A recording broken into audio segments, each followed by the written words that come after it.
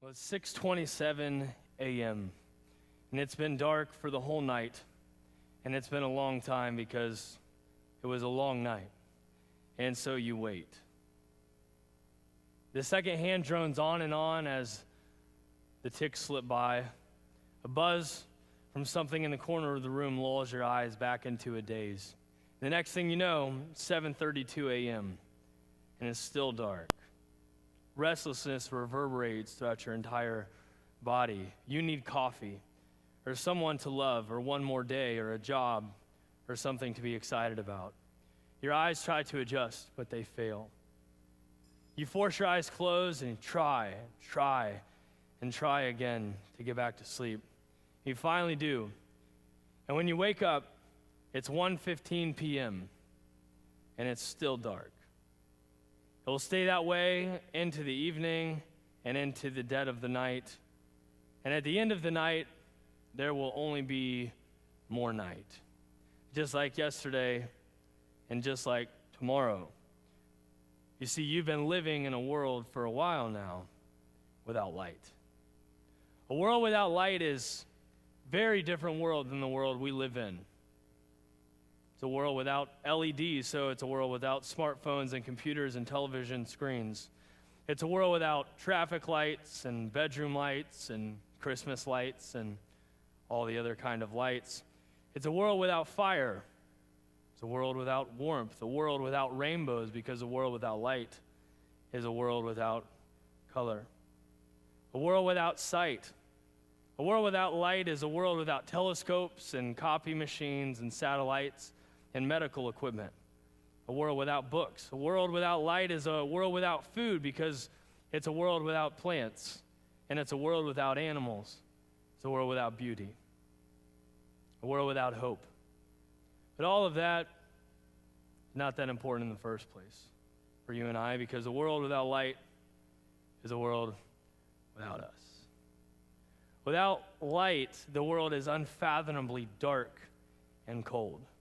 But light bursts forth from the surface of the sun and travels 93 million miles to hit your face. It reaches you in just 8 minutes at a blazing speed of 186,000 miles per second. Nothing in the universe is even close to that fast. This energy called light travels in the form of a wave without any vehicle to help it. It can travel through airless vacuums if it wants, and it disperses in every direction, but travels unnoticed until it hits something. Because light is only seen when it has a surface which reflects it.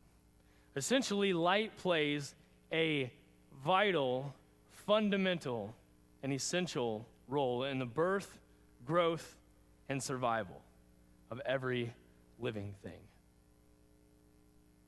Leonardo da Vinci once said that painters should begin every canvas with a wash of black, because all things in nature are dark except where exposed by the light.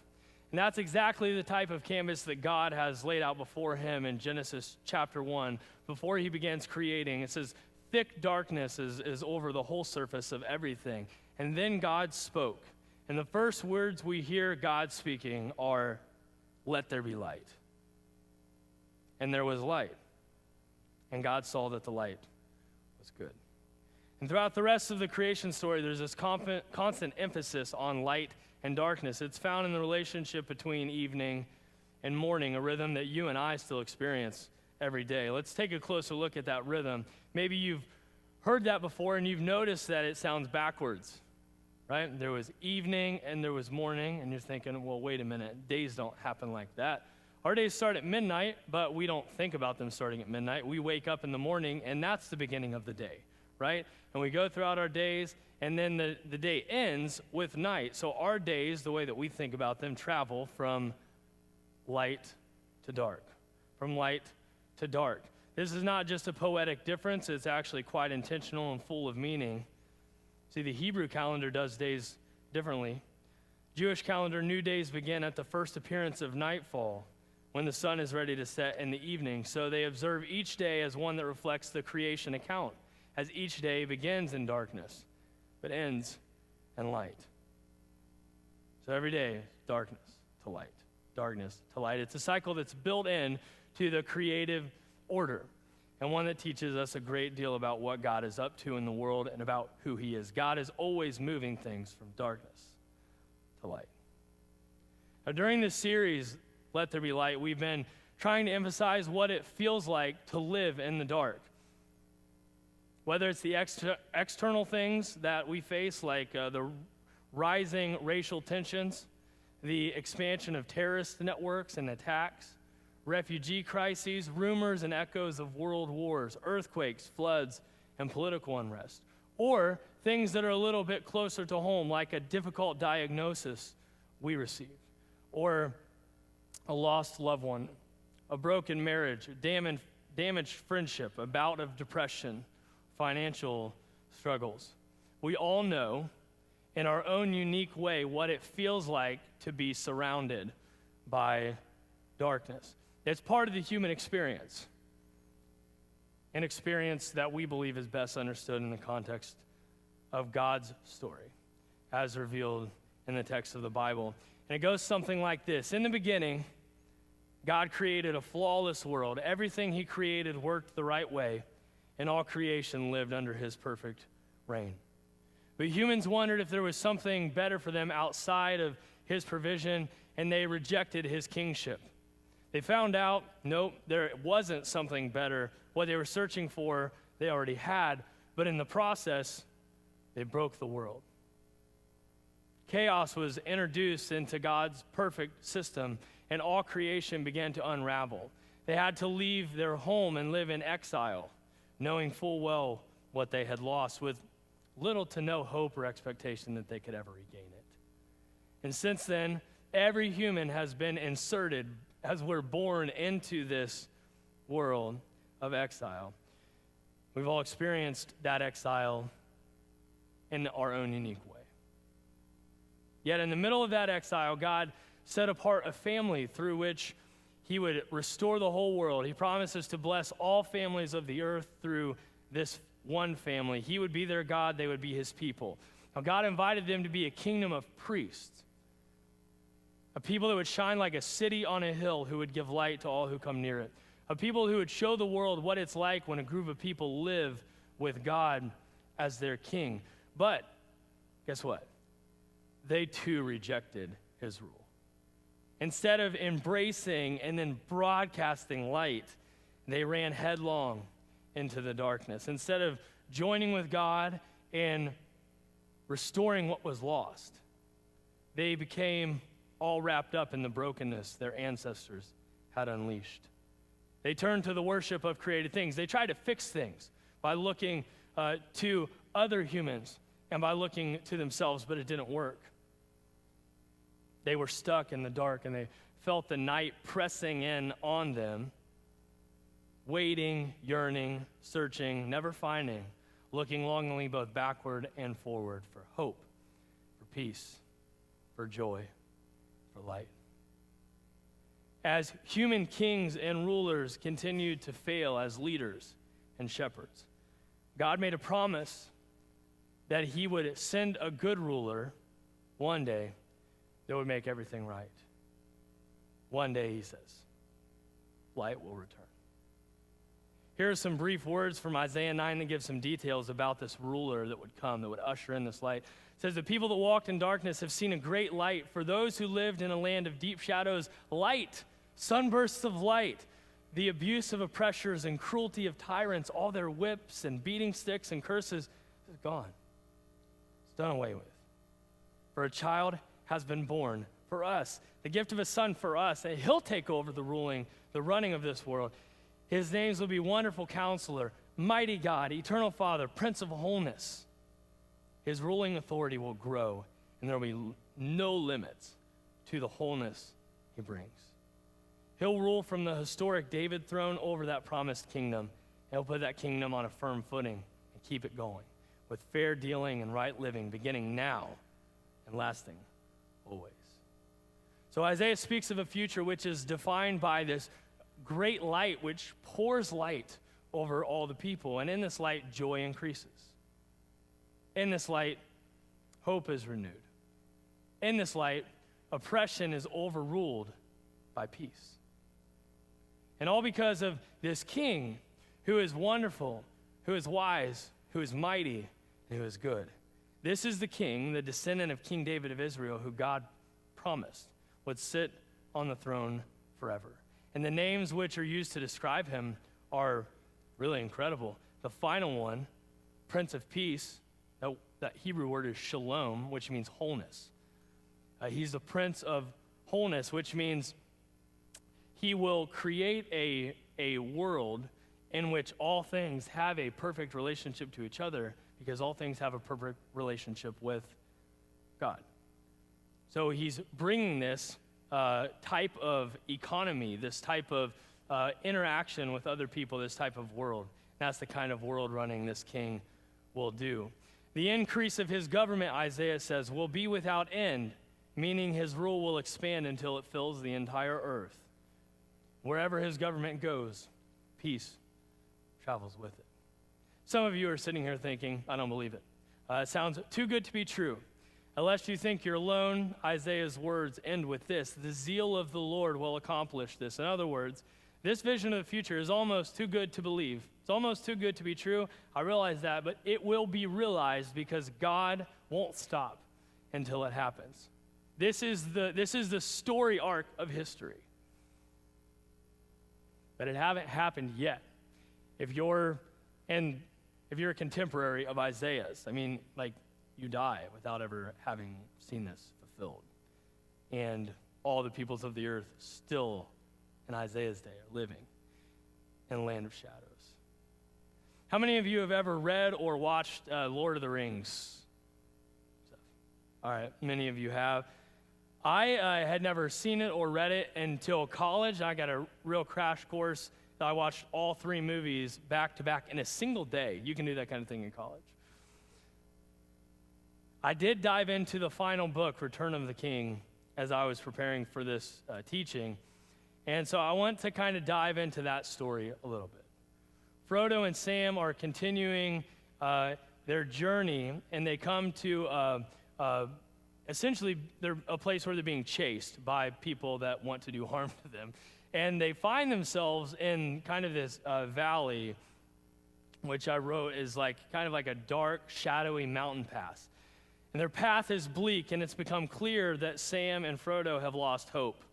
It's dark and cold, and they're both exhausted. They're being pursued by enemies. They need a good source of water. They're in a place called the Land of Shadows, which does not sound like a good vacation spot.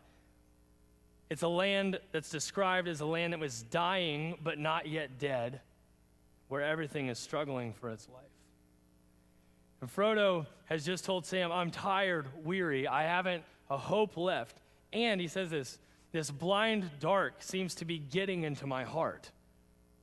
This darkness that we're sitting in, it seems to be getting into my heart. A little while later, Frodo can't go on. He has to rest. And when they stop, he falls asleep almost immediately, and Sam fights to keep his eyes open. And to keep himself awake, he crawls away from Frodo and takes a look toward the west. And this is how Tolkien describes this beautiful moment. The land seemed full of creaking and cracking and sly noises, but there was no sound of voice or of foot. Far above the Ephel-Duoth, which is the mountain range to the west, the night sky was still dim and pale. But there, peeping among the cloud rack above a dark tor, which is a rocky peak, high up in the mountains, Sam saw a white star twinkle for a while.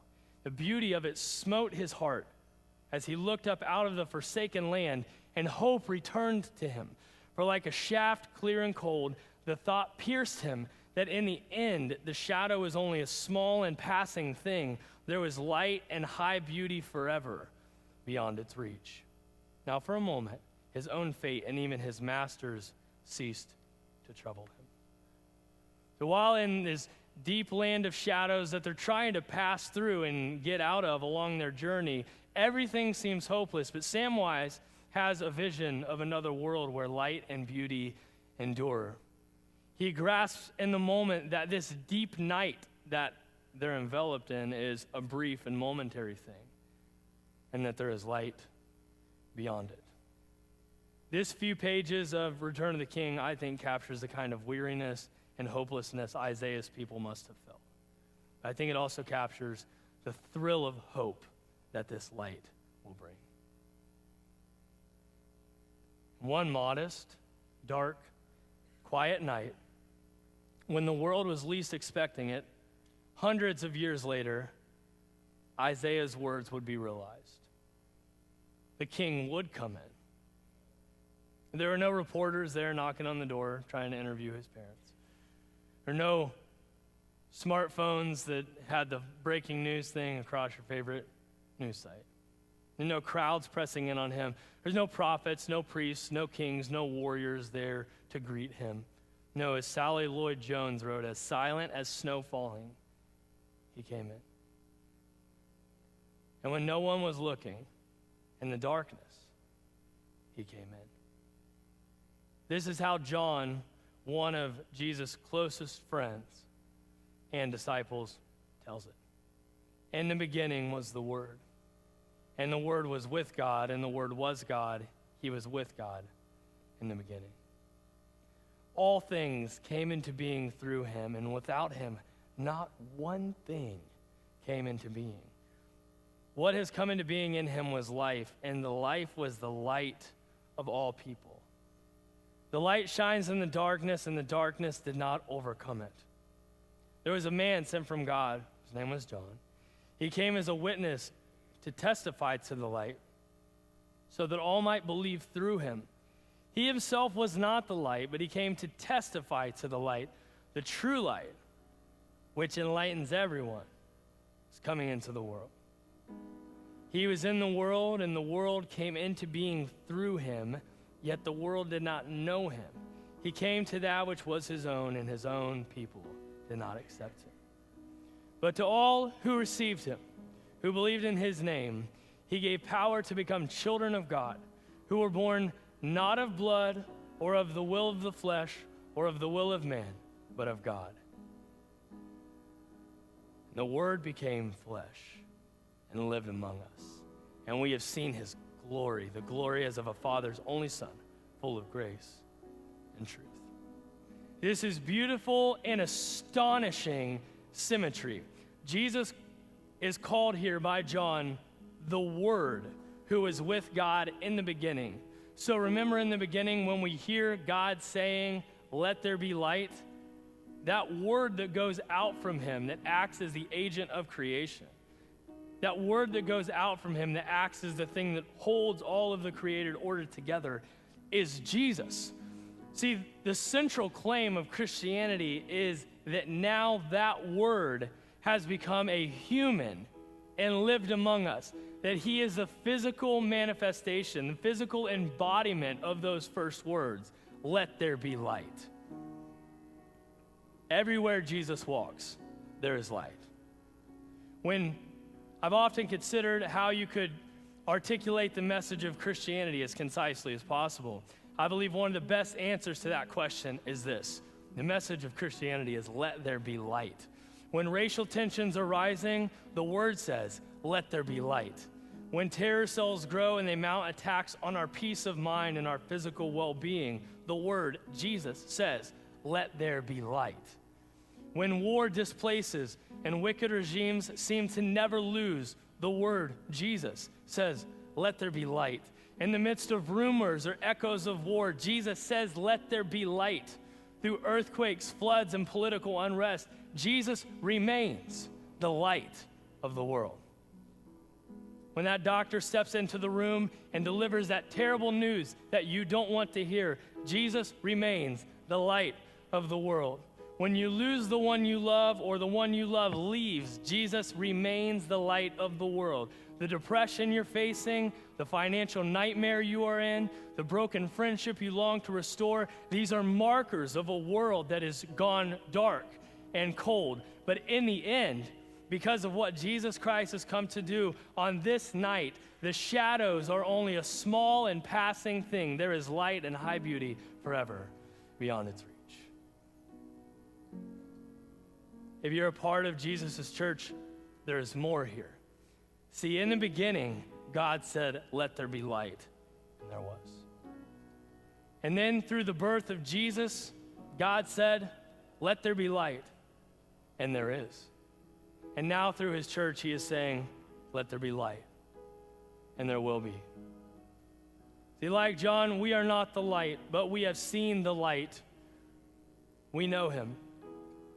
We are torch bearers, lighthouses. We are campfires. We are lantern holders, taking light into every home and every neighborhood and every city. And Jesus is the light we carry. We walk confidently in the truth that darkness has no power and no authority over the light. St. Francis said, if you take a candle and then you surround it with all the darkness in the world, guess what?